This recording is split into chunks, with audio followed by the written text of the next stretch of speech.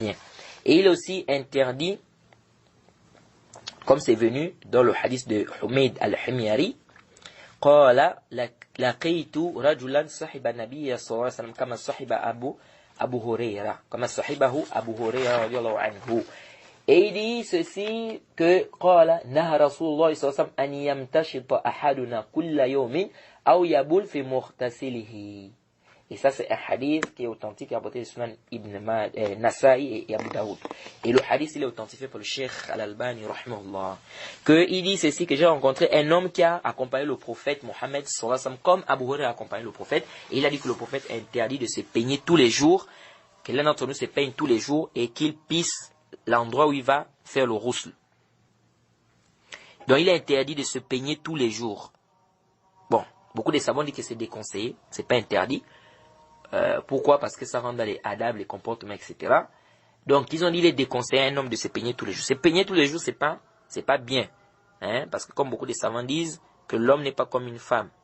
Toujours en train de se mirer, se peigner, non. C'est vrai que tu dois être beau, tu dois être bien, il n'y a pas de mal.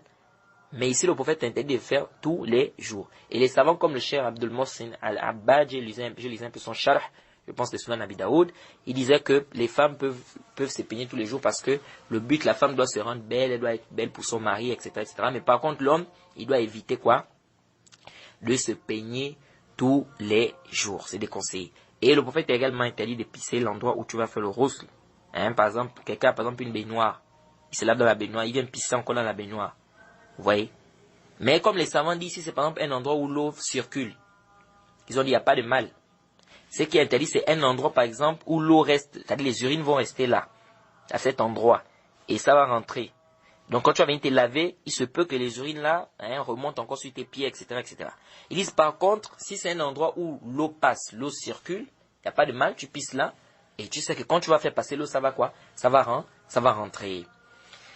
Donc, ça, c'est ce qu'il faut retenir ici, de manière globale, concernant les besoins, etc. Et on avait déjà parlé des endroits où on ne doit pas faire des besoins comme l'eau, là où il y a l'eau qui est stagnante, on ne doit pas pisser là-bas, etc., etc., ou bien faire caca. Donc il dit il faut éviter de... Et quiconque fait scission avec le messager, après que le droit chemin lui est apparu, et suit un sentier autre que celui des croyants, alors nous le laisserons comme il s'est détourné, et le brûlerons dans l'enfer. Et quelle mauvaise destination!